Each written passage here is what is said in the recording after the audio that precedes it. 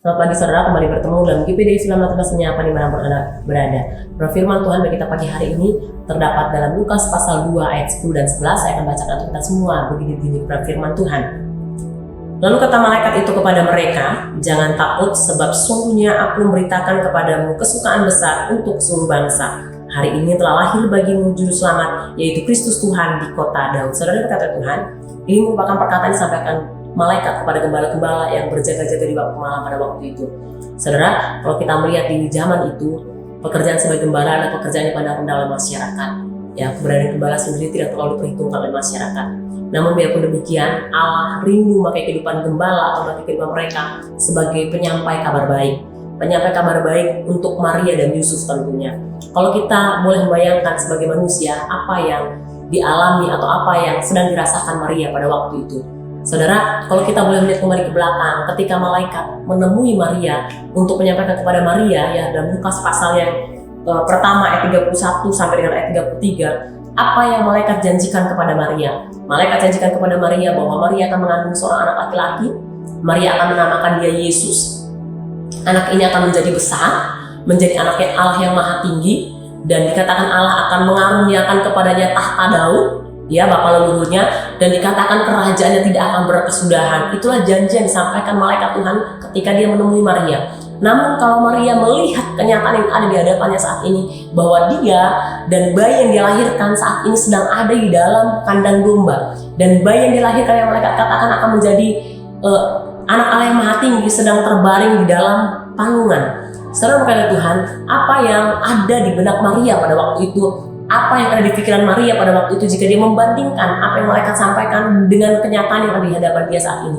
Tentu ada kebimbangan dalam hati Maria. Tentu ada begitu banyak pertanyaan di benak Maria tentang janji Tuhan, kebenaran berita yang disampaikan malaikat kepada Maria. Namun saudara berkata Tuhan, ketika gembala-gembala datang dan menceritakan perjumpaan mereka dengan malaikat dan apa yang malaikat sampaikan kepada mereka itu benar adanya, saudara berkata Tuhan, maka melalui perkataan disampaikan malaikat dia disampaikan gembala-gembala ini, hati Maria mungkin akan kembali teguhkan, ya.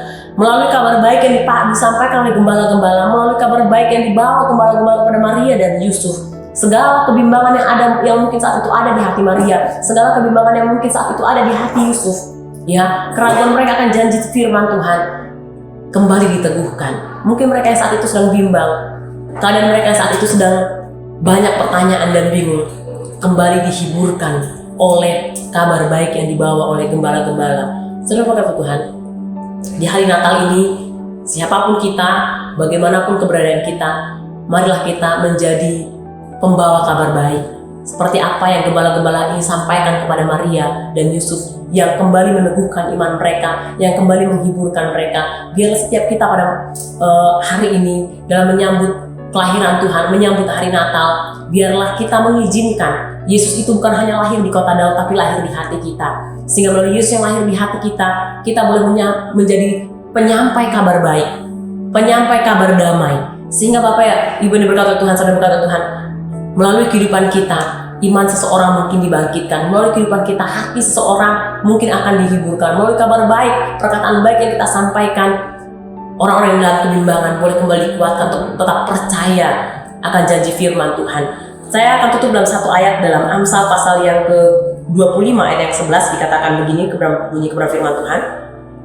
Perkataan yang diucapkan tepat pada waktunya adalah seperti buah apel emas di pinggan perak. Saudara, setiap kita, Tuhan rindu memakai kehidupan kita menjadi alatnya, ya. Tuhan rindu memakai setiap kehidupan kita menjadi alatnya, penyampai kabar baik. Bagaimana Allah tidak memandang rupa, memakai gembala-gembala ini untuk kembali meneguhkan Maria dan Yusuf pada waktu itu, untuk kembali menghiburkan Maria dan Yusuf pada waktu itu. Saya percaya hari ini pun di setiap kita dipandang oleh Allah layak Tuhan jadikan alatnya sebagai penyampai kabar baik. Untuk itu, mari di hari Natal ini buka hati kita, izinkan Tuhan lahir di hati kita, izinkan Yesus lahir di hati kita, sehingga kemanapun kita berada, kita menjadi penyampai kabar baik, menjadi pembawa damai, sehingga melalui kehidupan kita banyak orang diberkati. Biar hanya nama Tuhan yang dipuji, dipermuliakan dalamnya. Puji Tuhan, biarlah kiranya boleh berkati setiap kehidupan kita. Mari kita bersatu dalam doa. Tuhan, terima kasih buat firman-Mu yang kembali menguatkan kepada kami bahwa saya juru selamat dunia sumber damai kami, Juru Selamat kami Tuhan, bukan hanya lahir di kota Daud, namun juga lahir di hati kami.